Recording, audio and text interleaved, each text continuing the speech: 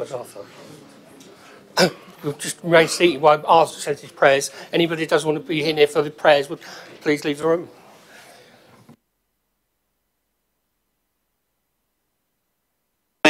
This is my last meeting as Mayor's Chaplain. It's been an absolute delight and a privilege over the last 2 years. It's been a long stint, but it's been an absolute delight and privilege to serve as Mayor's Chaplain and also to lead the Chamber in prayers at the start of each meeting. So I wanted to thank you for that and thank you for your support at the civic functions that I've presided at.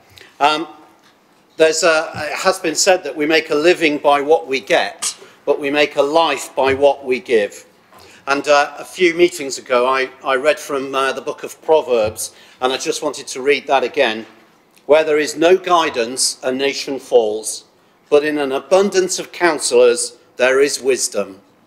And I'm sure there's lots of wisdom in this chamber this evening. So may I just lead you in a closing prayer. I pray, Heavenly Father, that you will continue to bless these many counsellors with great wisdom and understanding, unity of purpose, and the ability to listen and speak with care, so that the decisions they make would honour your name and further the common good of all the communities that they are elected to serve. In Jesus' name I pray. Amen. Amen. Thank you, everybody, and have a great meeting. Thank you. Thank you. Yeah, please be seated.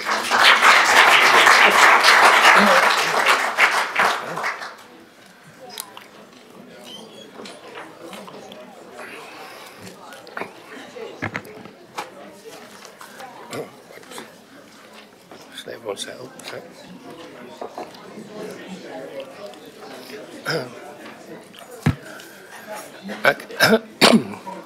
Okay, I'll start with item 1, absence for apologies. Gavin James. Thank you, Mr. Mayor. Apologies for Councillor Ron Hussey. I think someone needs to apologise for the entire Labour group, but I'm not sure that's my post. Thank you. Councillor Simon Bound. Thank you, Mr. Mayor. If I could give you my apologies for Councillor Tucker, Councillor Court and Councillor Hannah Golding. Okay, thank you. Are there any declarations of interest? Councillor Rowland. I have an interest on agenda item 11.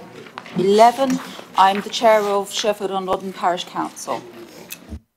Anybody else? Mr. Mayor, can I give a declaration of interest in respect of Colin Rowland in relation to item 9, appointment of interim executive director? Item 3. Minutes of the meeting held on the 22nd of February, and there's been a late minute change, if you can explain.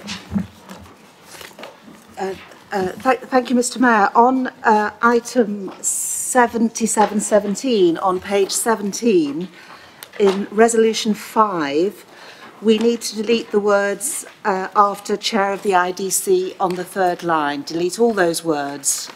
We've checked the recording of the last meeting, and that more accurately reflects the minutes for that meeting. So with that small amendment, thank you. Is that agreed? Agreed.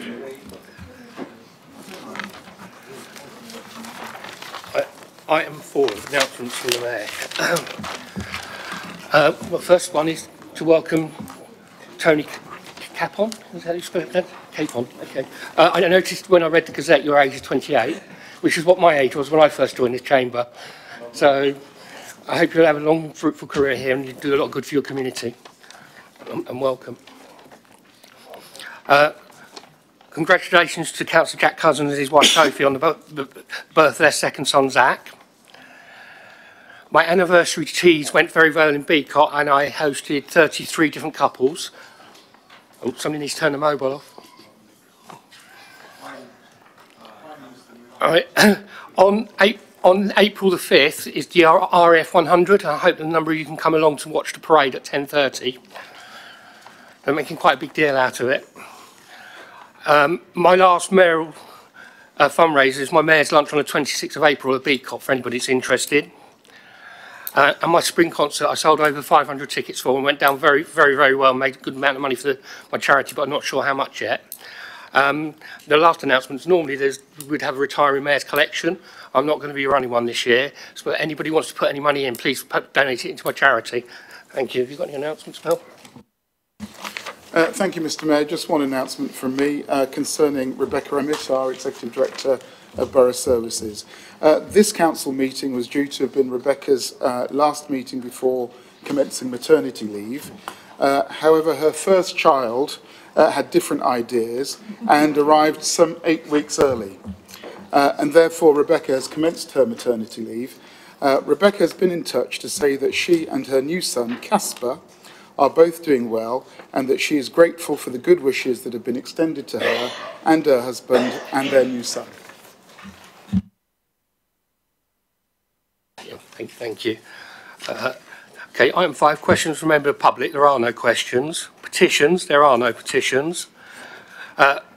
Resignations and appointments. Are there, for committees, are there any resignations or appointments? Okay, good.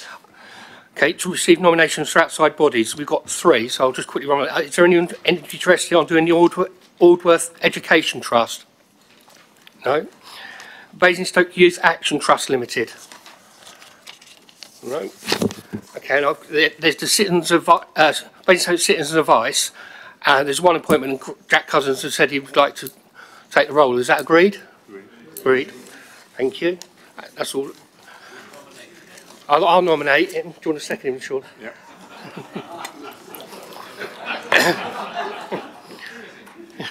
You just approved it. Yeah. HMI, revised employment procedure rules for senior statutory officers. I'll put the recommendation. Would you like to second it? I'll second it. Yeah. Seconded by the Mayor. Is anybody wishing to speak on it? Pardon? Is that agreed? Agreed, thank you. Item 9, appointment of interim executive director of the Borough Services. Laura Edwards was going to. Thank you. I don't have anything to, sorry, caught me off guard. I don't really have a lot to say on the matter, but apart from we did the interview process and would be delighted if Colin was to accept the post, and we think it could be a fantastic addition to the team. Okay, is that seconded? Okay, Gavin James, I'll take it. Do you want to speak now? Or? Okay. Yes, I want to speak. I'm happy to second, and I think Mr. Rowland will do a fantastic job in that role. But I want to bring up an issue that I've come across. Apparently, and it's within his new realm, we used to have a graffiti cleaning service once upon a time as a council, and the rules were very clearly, if you saw obscene graffiti, it would be cleaned within 24 hours. Unfortunately, I understand that we seem to lose our graffiti cleaner over a year ago now, and we were left with one part-time person who left at Christmas, and we've had no graffiti cleaning service at all in the borough for a borough of this size. Deeply embarrassing. I understand there's problems with the vehicle as well, which means we can't get out and clean graffiti because the vehicle's waiting for a part. It means that if obscene graffiti is in this borough, it sits there now for months. 80 days is what I've got recorded against one of the items of offensive graffiti in Brighton Hill. Can we please make sure that as part of his new role, Mr. Colin Rowland quickly investigates what we're doing to fix graffiti in the area, clean graffiti, and make sure we never have a situation again where we are in a situation where obscene graffiti can sit there for 3 months in this borough and nobody does nothing. Thank you. Okay, I'm sure I'll take that on. Is there any, Councillor Cubitt? Yeah, firstly, I don't really understand what on earth that was about. And secondly, when I first got elected as a councillor, I was given a graffiti busting box. Yeah. So if Councillor James is really excised about any graffiti in his ward, he can jolly well go and clean it himself.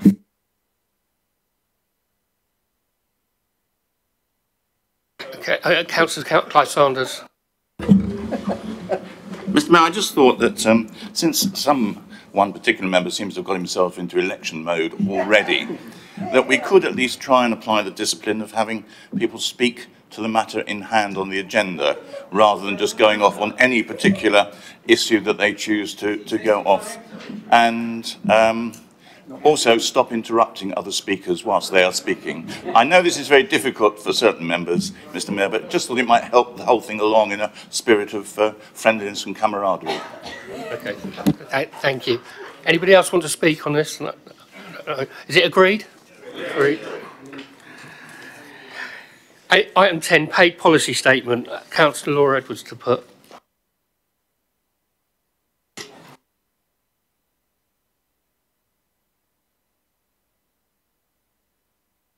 I'd just like to recommend it as per paper. Who's seconding it? I've got to have a seconder first. Okay, Councillor Eachich, do you want to speak now or reserve your right? Anybody want to speak? Is that agreed? I'm going to be.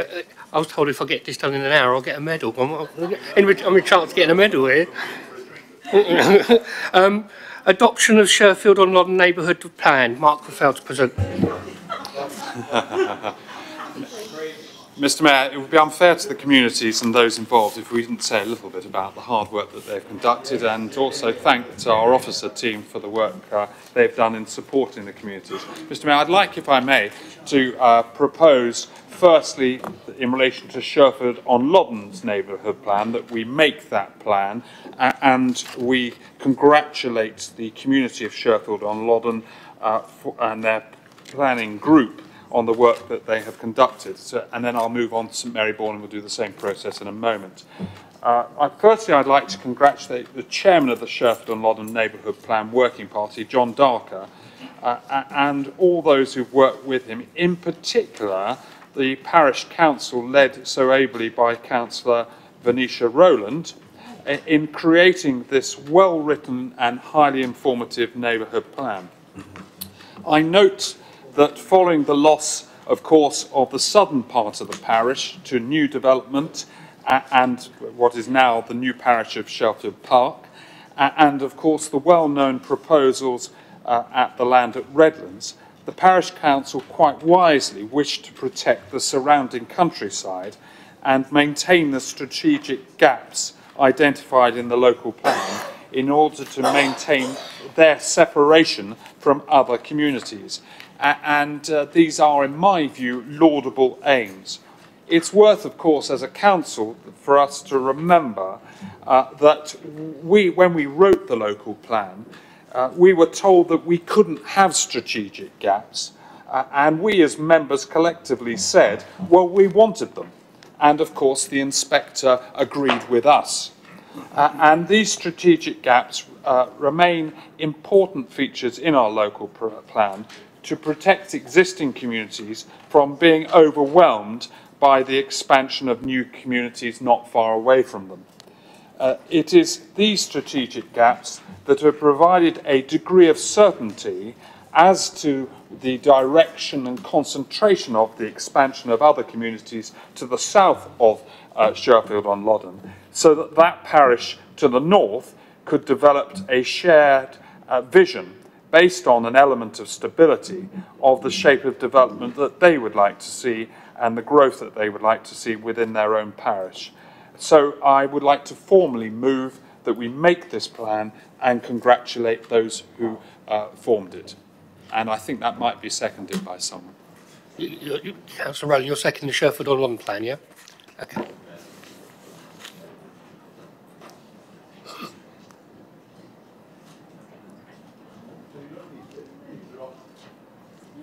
Do you want to speak now or reserve your right? Good evening, Mr. Mayor, fellow councillors. It's my pleasure to see before us the making of Sherfield on Loddon Neighbourhood Development Plan. I have to say that I do have an interest, as it was in the early stages of the development of this plan that started my journey to be standing here today.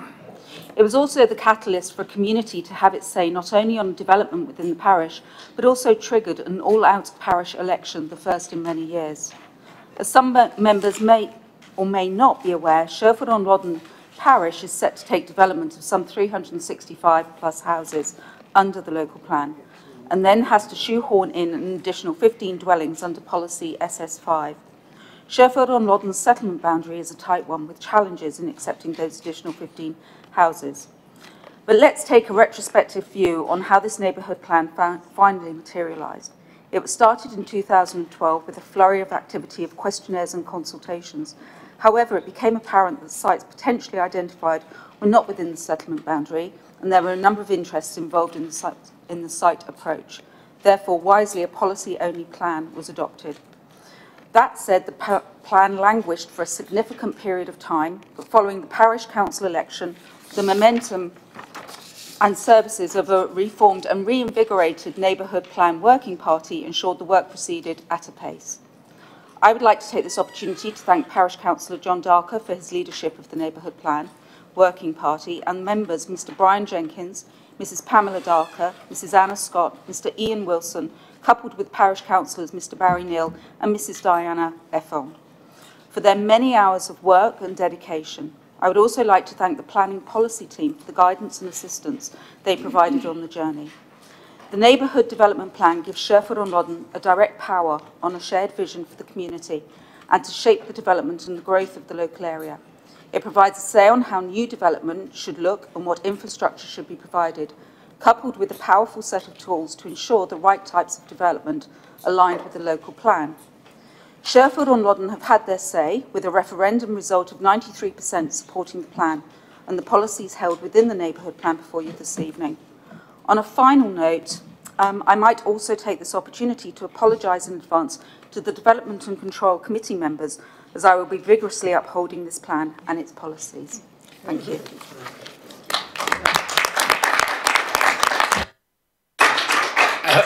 Councillor Parker, you indicate to speak.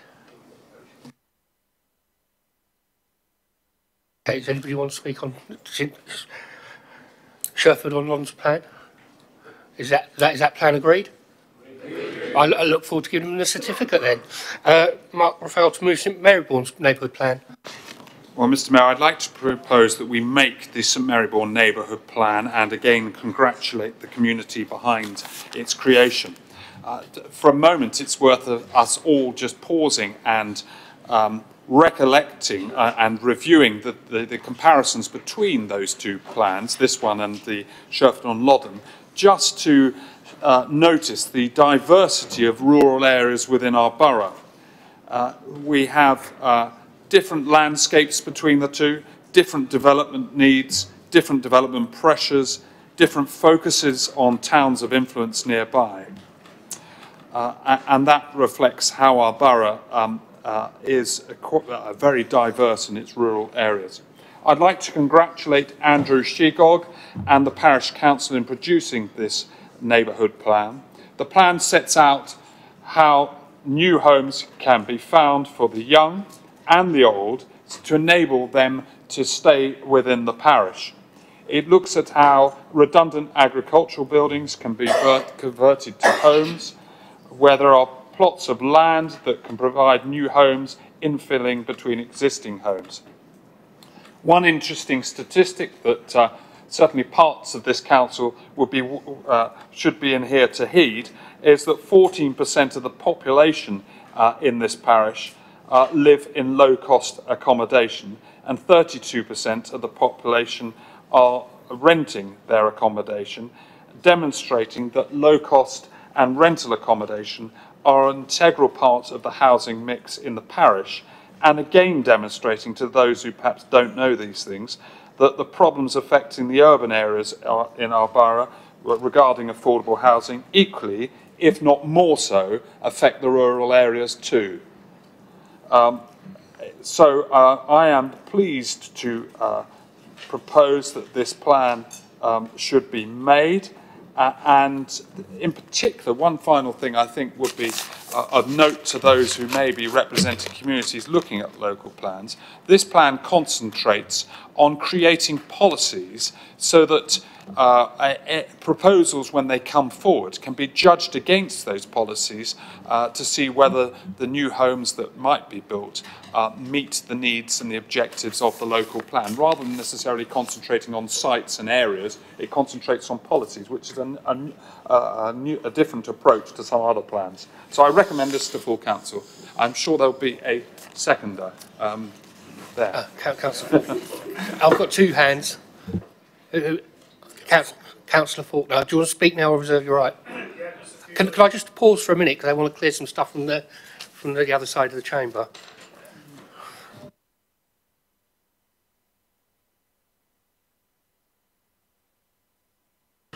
Okay, do you want to speak? Councillor Porter.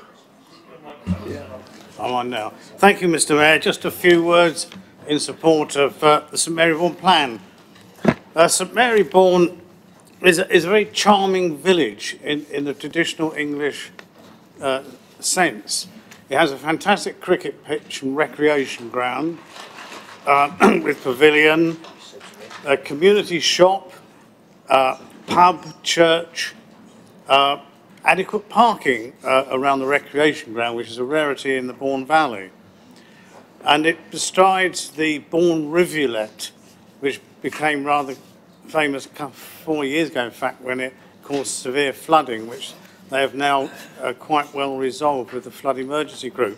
And I would commend anyone here, particularly on this side, as short over there, to visit St Marybourne, because it makes a fabulous day out, and it's something rather different, as my colleague says, to what you find elsewhere in our borough. Hence, the neighbourhood plan is particularly important to St Marybourne because of its very nature in taking control of development and the village itself. And quite surprisingly for me, in the last week, I've been involved in 3 significant planning applications, and already we and the officers are implementing that neighbourhood plan in terms of the policies that are defined that Councillor Raffel has already mentioned. And that has swept away any cynicism I had 4 or 5 years ago to the importance of the neighbourhood plan concept. So to repeat the congratulations to the long-term planning group who've been at it, in fact, for 6 years, and in particular Andrew Shigog, the chairman, and I'll mention Katie Dixon, who's also a parish councillor, because she is also helping Highclere Parish Council in the direction that they're now going to take with their neighbourhood plan. Thank you. Anybody else wishes? Do you want to speak? Good evening, Mr Mayor. I also, like Councillor Faulkner, privileged to represent the parish of St Marybourne. What Councillor Faulkner said tonight, I can't do any better, so I won't say anything further than that. It is a wonderful village, and I'm very delighted that the residents of St Marybourne have taken charge through the neighbourhood plan process and will be controlling their future, influencing their future, and they're also, in doing so, recognising the need to embrace change and growth and allow development to take place. And I think that sort of speaks volumes for the good sense of the people of St Marybourne. The other thing that's worth noting about this is that they've managed to provide this very comprehensive neighbourhood plan, all within 26 pages, which I think is a marvellous achievement, and others might learn from it. Thank you very much. Anyway, Councillor Miller. Good evening, Mr. Mayor. I'm just going to say a couple of words. I'm the outgoing chairman of the board, would you believe, of Hurrah, which we're disengaging from at the end of this particular month. And I've had various meetings, and I was down at the landowners conference last Monday morning. And one thing I was able to point out to them is that the success of Basingstoke and Deane producing these, and the local communities producing these neighbourhood plans, especially for the rural areas, which is essentially what Hurrah is looking at, is an example how local communities can take control.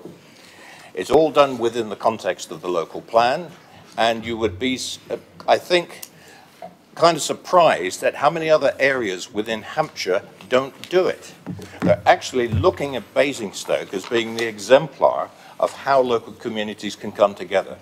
So from my perspective, from the wider perspective of Hampshire, we're doing exactly the right thing, and I'd like to offer my congratulations to everybody who's been involved in producing these two neighbourhood plans, and the neighbourhood plans that have preceded them, and the ones that are in process now and will be produced. Basingstoke and Dean, we're getting it right.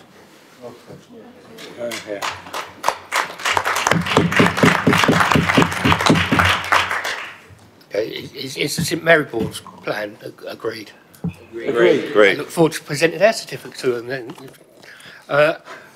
Item 12, adoption of the statement of community involvement. Councillor failed to put.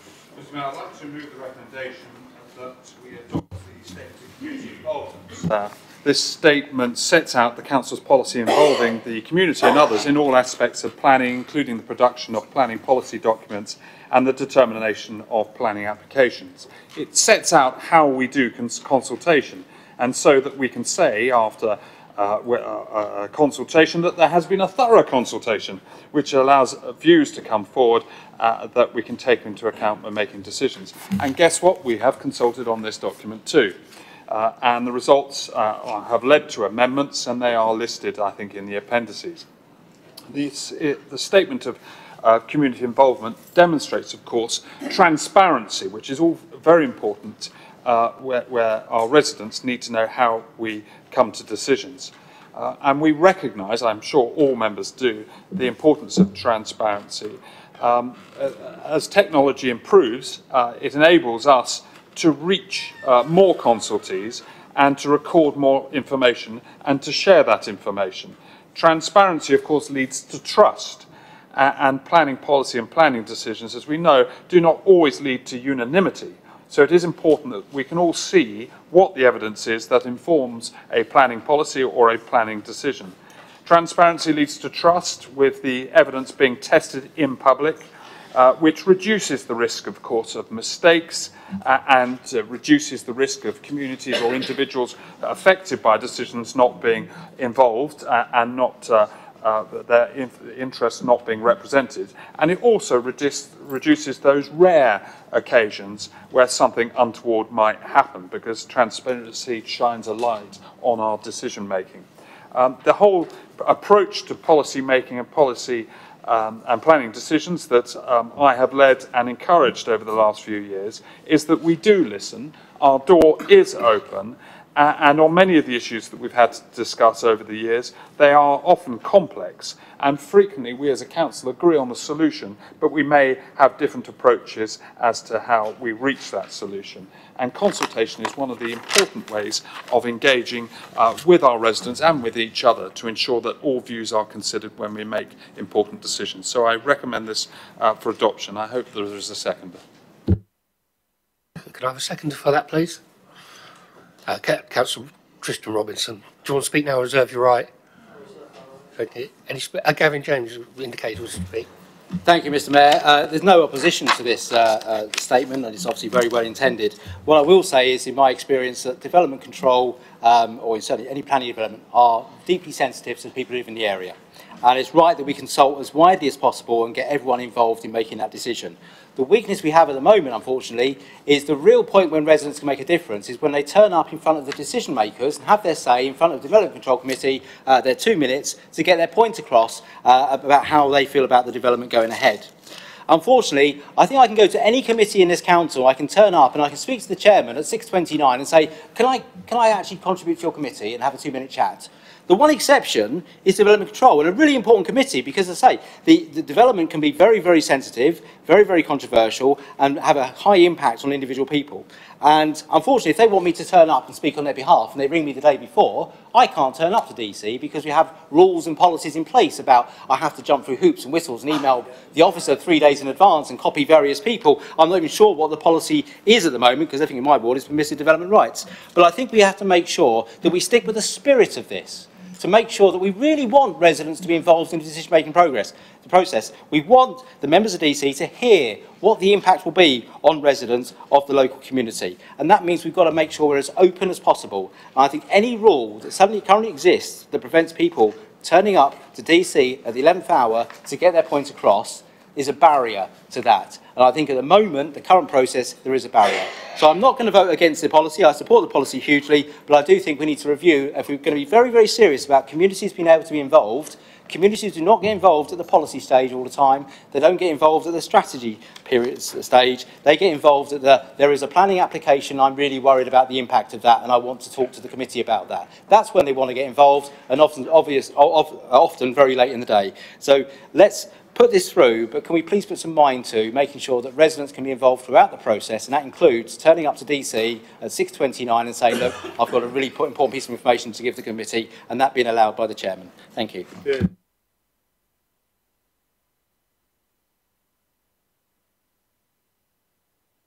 I, once again, would just like to try and help out Councillor James, if I may, because had he been able to attend the last meeting of the Constitution Working Party, he would have known that at next week's meeting of the Constitution Working Party, we will be addressing all issues of procedure, of which this will actually be part. And we wait for him to turn up to the meeting and then to actually make the contribution. He was there. But if... Were you? Then why did you just say all you just said? I apologise. I just couldn't imagine that anybody who had been there and that knew what we were about to do would have said what they just said. But not to worry. Can we have through the chair anyway? Okay. There's no other speakers. Trista Robertson, you reserved your right. Do you want to speak or? Yeah. Councillor Raphael, to sum up then, please. Well, we've just had another consultation, and you get all views, don't you? And some of them relevant and some less relevant, and some relevant to other things in other places. Quite clearly, the points raised by Councillor Gavin James are appropriate for being raised on another occasion, and I'm sure they will be, and I'm happy to look at them as well, as the Development Control Committee falls under my portfolio. So I move this recommendation. Okay, is that agreed? Okay, item 13, adoption and implementation of the Community Infrastructure Levy. Mark Raphael to put it.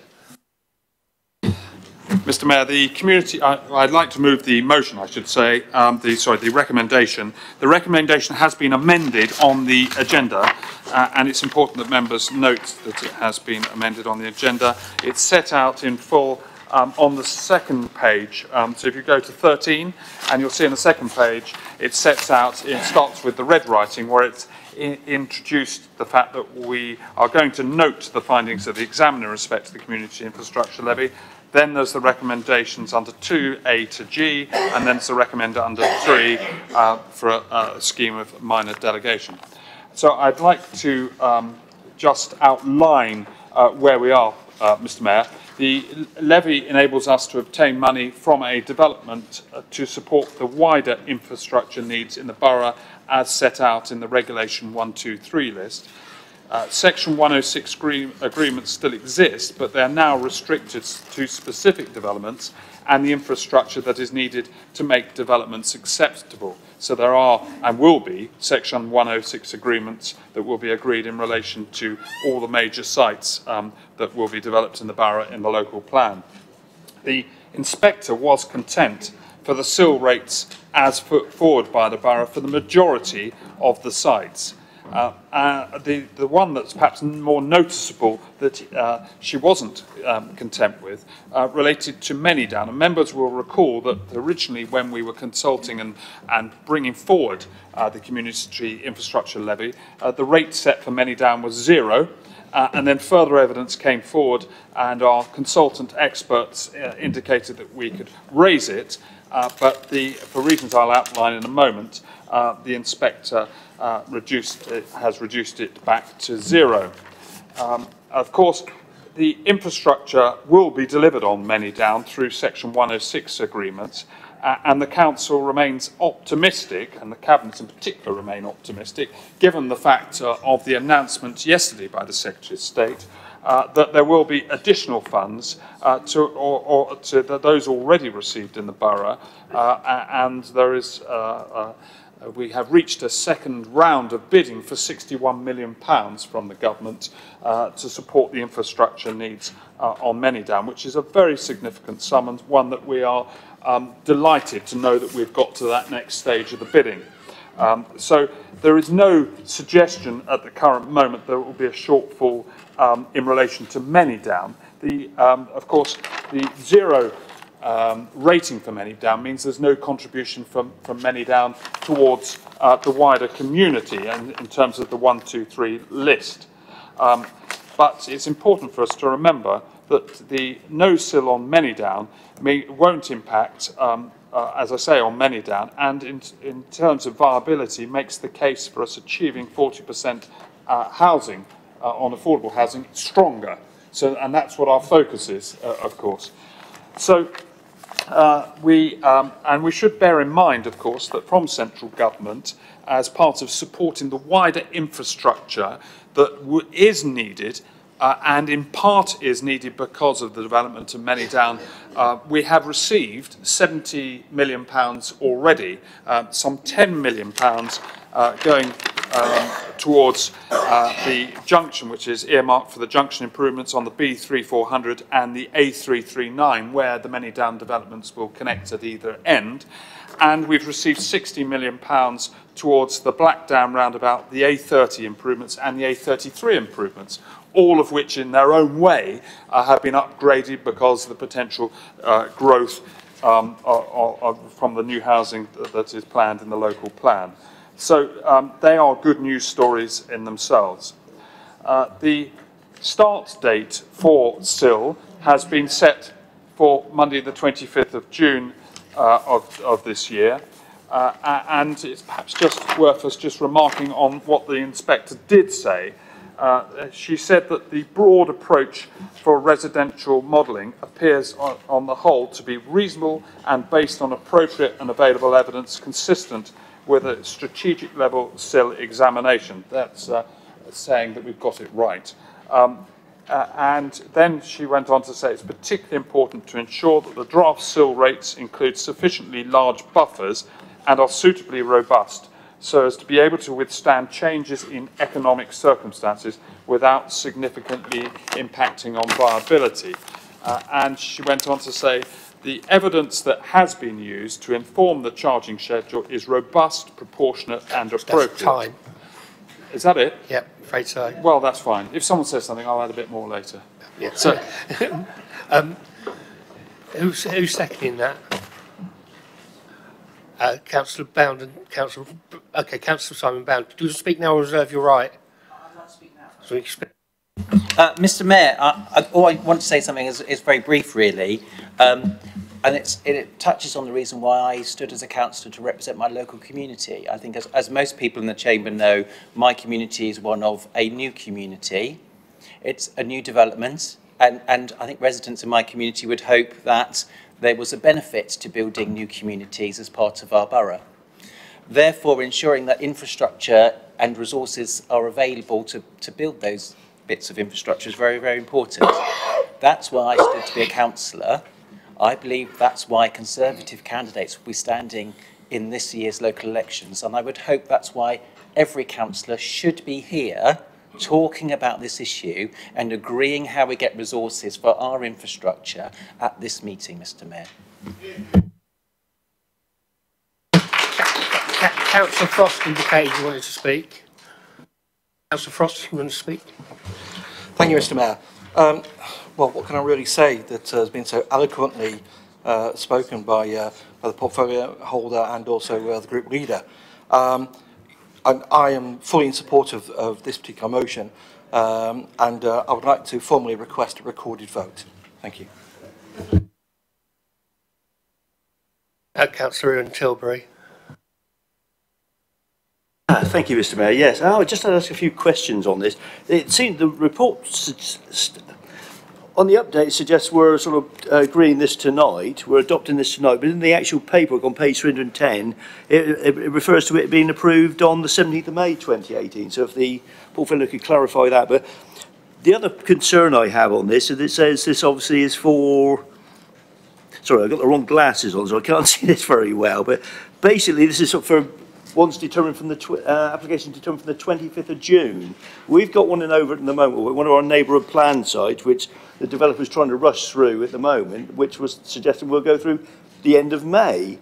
So at this rate, we won't get any SIL money for this one. We didn't get any money for the last one because the council has spent probably the best part of 2 years squabbling over the SIL structure, but so that we can avoid paying it on many down. And we've ended up in a situation where the villages where we've had neighbourhood plans such come forward, we haven't got anything for it there, and it looks like we'll miss out again in this place. So could he clarify that? Because at the moment, all we can do is probably try and delay this one. And of course, that's the problem then. At the moment, this developer is saying he can't afford the affordable housing on this site, despite the fact it went in the neighbourhood plan, because it isn't viable, which is something I pointed out at the time. This is why I said to people, don't vote for this neighbourhood plan. But could he clarify that for me, please? Thank you. Can you clarify what page of the report you're referring to, please? Sorry, page 310. So it's right at the top, in the introduction. Okay, thank you very much. That's why they're looking it up. I'm very passionate about, as Councillor Simon Bound said, about his community. I moved into my community when it was a new community when I was 6 months old, so I'm passionate about mine as well. So I suspect that's across all the chamber. So, but I've been involved, I'm 47 now, so 47 years.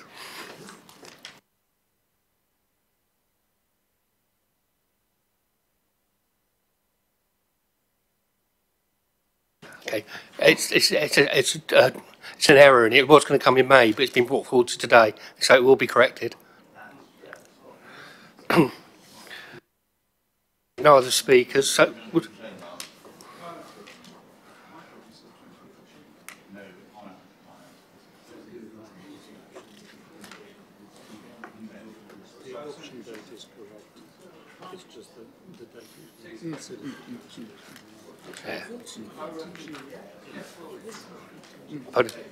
Mr Mayor, for clarity's sake, we're making the decision today. It starts on the 25th of June. It's well-spotted error, but it's because we've obviously tried to get on with it when we might not have got on with it. And if we got on with it during the election period, we would have been in trouble and wouldn't have been able to get on with it during the election period. So we got on with it today before the election period, hence the Cabinet meeting earlier today.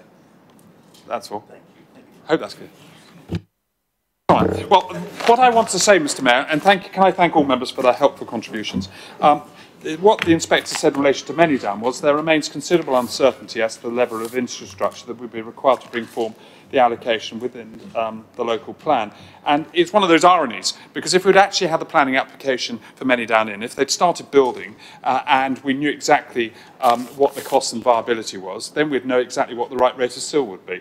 But we can't do it that way around. We've got to do it the other way around, and all based on anticipation and everything else. However, it doesn't mean, of course, that in the future, when we decide to revalue SIL, which may only be a few years' time, and other applications come forward on Manydown, then there may be a SIL rating for Manydown in due course. It's merely where we are at the moment. So I formally would like to recommend this, and I should just say thank the officer team once again for all their hard work in bringing this about. Thank you. Is that agreed? Okay. Request from name vote. Oh, sorry, recorded vote. If you open the vote, I haven't logged in yet.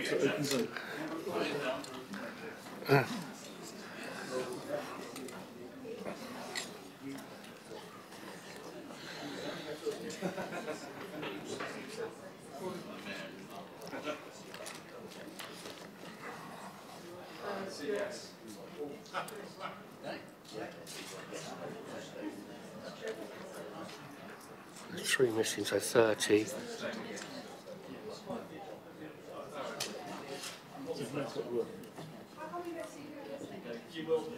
Councillor Godison, you haven't voted yet.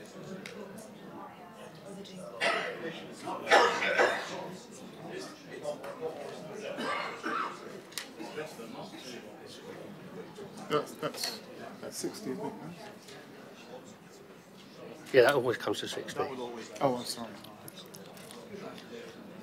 Just checking everyone's voted. Is that?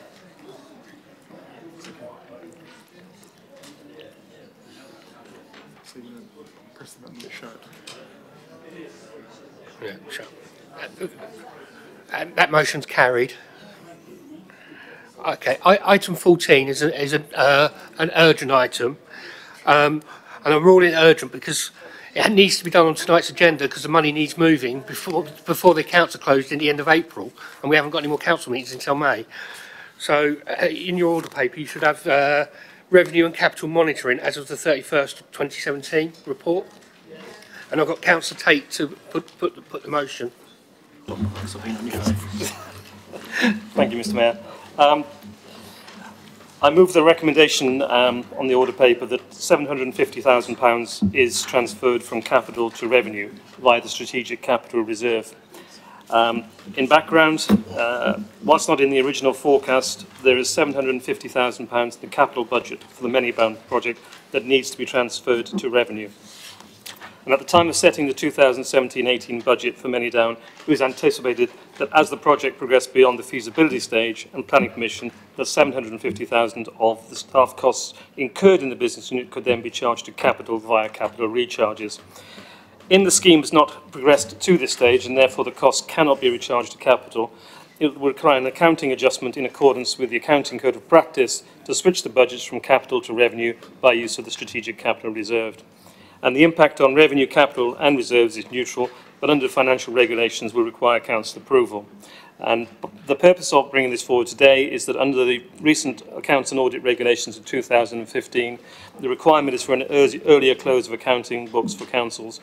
By making this recommendation today, it will allow us to meet the requirements and close the books at the end of March as required. Have I got a seconder? Councillor Isaac. Is that anybody? Councillor Frost indicated you wanted to speak. Thank you, Mr. Mayor. I'd like to request a recorded vote, please.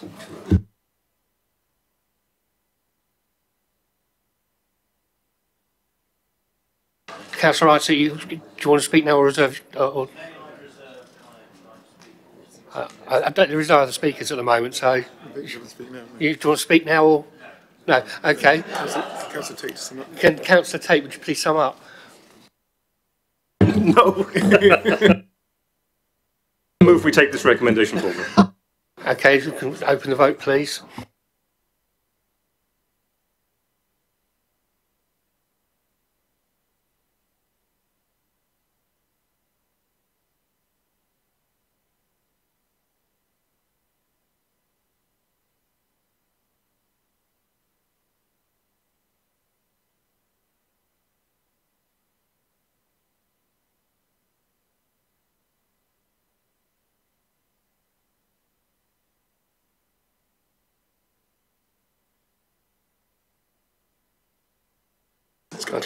That vote's now closed. That's successful.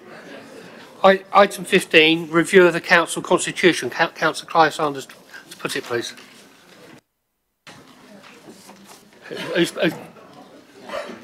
Councillor Edith, would you please?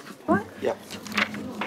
Thank you, Mr. Mayor. This is just as per the order paper. It's as per the amendments, not on the actual agenda, because since the papers were printed, we've had another constitutional working party.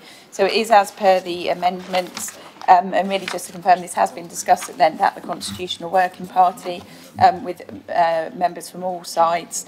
And just to be clear, though, that Part 4 of the Constitution, we're not dealing with that in this vote. That's going to be dealt with further meetings, one coming up next week and another few after that. We hope to bring Part 4 back well, as soon as possible, really, but yeah, hopefully in May. I think one of the main things that came up in the Constitutional Working Party, there was just a concern over a proposed delegation to officers, which was at paragraph 6 on page 483, but it is dealt with in the updates that actually there is no issue with that, because if the delegation was given and if there were huge changes to affordable housing under a Section 106 agreement, it would have to be dealt with legally by a deed of variation. And if there is a deed of variation under a Section 106, the rules already are that ward councillors have to be given, I think, 21 days consultation, so they could then speak with officers, etc. So all the protections, etc. are in there, and on that basis, I'm happy to move this recommendation. Have I got a seconder for that? Councillor Sanders. Shall I take... Councillor James, I'll take you as the seconder. Do you want to speak now? Yes, I will speak now, and I welcome seconding this, having sat in every single meeting and noticed who else was around the table, which is something that the leader failed to achieve I think we've made good progress, and wherever there's a consensus, it's now within this. So I hope everyone can support it. Thank you.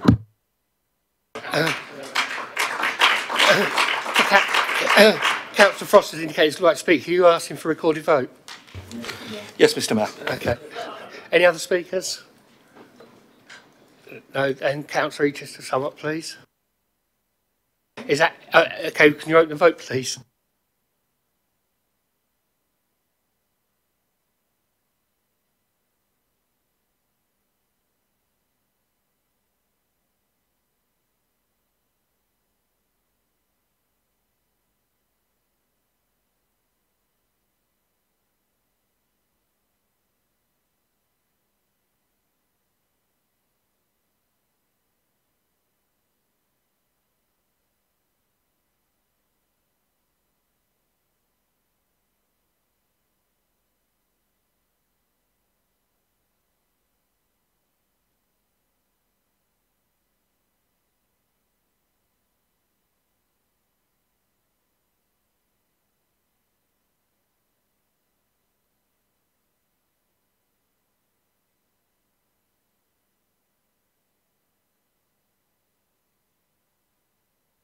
Oh, sorry, item 16, Office of the Mayor and Deputy Mayor of the Council. Councillor. Thank you, Mr. Mayor. So you recall at the council meeting, I think it was in December last year, there was an agreement that we would go back to the Constitutional Working Party to discuss the Office of Mayor, how that was elected, etc. We have had a number of discussions. It's all dealt with in the paper, but the Office of Mayor is via a royal charter, which would be quite difficult to change. So at our Constitutional Working Party meeting on the 27th of February, which Councillor James did attend, the working group agreed that a change to the existing protocol would not be possible to arrange in time for a nomination to be made at the council meeting today. So we've decided that it continues as is, and then we will look to do a full review of the Mayor's position, including a cost-benefit analysis during 2018-19. So I move the recommendation that we keep it as is, and work's ongoing to find the Deputy Mayor for May. Okay, have I got a seconder? Councillor Simon Bound. Do you want to speak now or reserve your right? Reserve your right. Councillor Frost, do you want the vote be recorded? Mr. Mayor, can I formally ask for a recorded vote, please? Okay, is there any other speakers? Okay, Councillor Regis, would you like to sum up?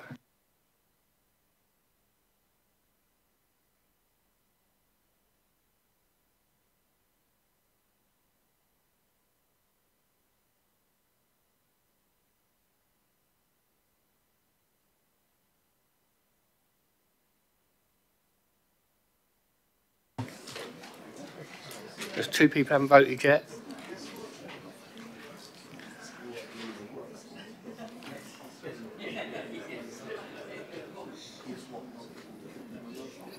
Councillor Keith Watts hasn't voted in. Who else? That's it.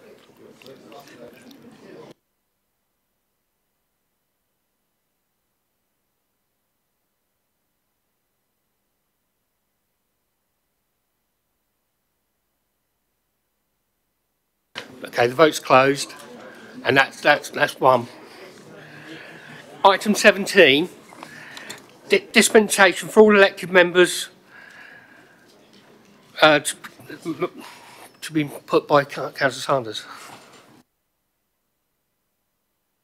Thank you, Mr. Mayor. Actually, these two items, 16 and 17, are linked together. They are semi-constitutional items, but they've been nowhere near the Constitutional Working Party, and therefore Councillor James will not have been involved in them in any way, but I'm sure he would have been had he had the opportunity.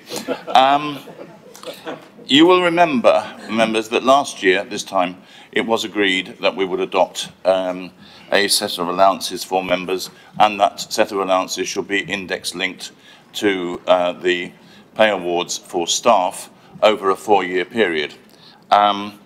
It transpires that legally, even though we had voted to do that for a 4-year period, we actually have to take the vote on an annual basis. For us to take the vote on an annual basis, it is necessary for members to vote on their own allowances. Members can only vote on their own allowances if if the council has decided that they should have a dispensation to be allowed to vote on their own allowances. So the first one of these items is for us to vote to decide, as a council, we can vote as individuals on the second of the two, which is the dispensation, the members' allowances will be index linked. I'm sure that is extremely clear to you all. And I hope you will support both. Thank you. For clarity, that's item 17 and 18 on the updated papers. Pardon? No, there'll be two votes. Who's going to second the dispensation? Councillor Reid. Do you want to speak now or hold your right? Hold your right. Any other speakers? No. Is that agreed? Agreed. Okay. Item 18, members' allowance. Agreed. Is there a seconder for it? Yeah. Who was the seconder for it, by the way? Is the Councillor Reid seconding that as well? Yeah. Okay. Thank you. Councillor James. Yes, Mr. Mayor. It's just an issue with Appendix 1. If you look at Appendix 1, it says leader, and it's got no party mentioned, which is right, because of course it's up to the public to decide which party is going to lead this chamber. When you look under group leader, largest group, principal opposition, which of course tonight is myself, it mentions no party. When you get down to the last line, it says group leader, Liberal Democrats. Now that rather assumes that there'll always be a Liberal Democrat group, which I know we're all relieved about, because I think we need that kind of sensibleness in this chamber. It also indicates there'll never be an independent forum, which may come back again.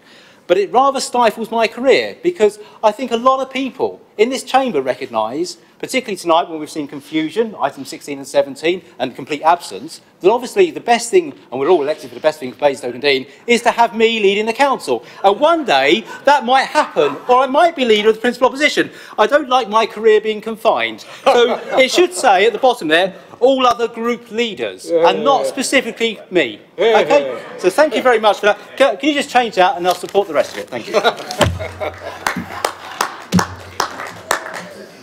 Is there a seconder to that amendment? Is that are you indicating you're a second the amendment, Councillor Reid? All of them. Yeah. The seconder, Terry Reid seconded it. Is that amendment agreed? Agreed. Is members' allowance? Is there any other speakers? I can't remember who put it. Councillor Sanders, to sum up, isn't it? To sum up.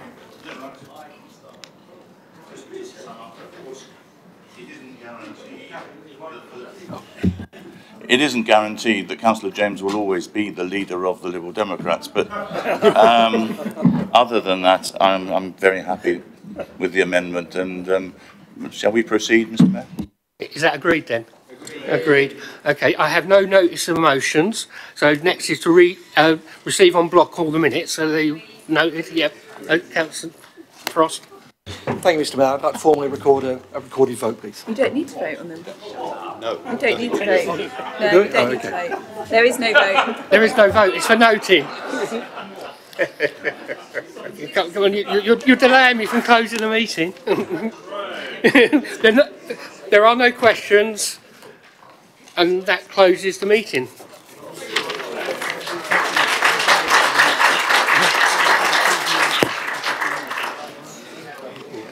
Ladies and gentlemen, please be upstanding for the words of the Mayor.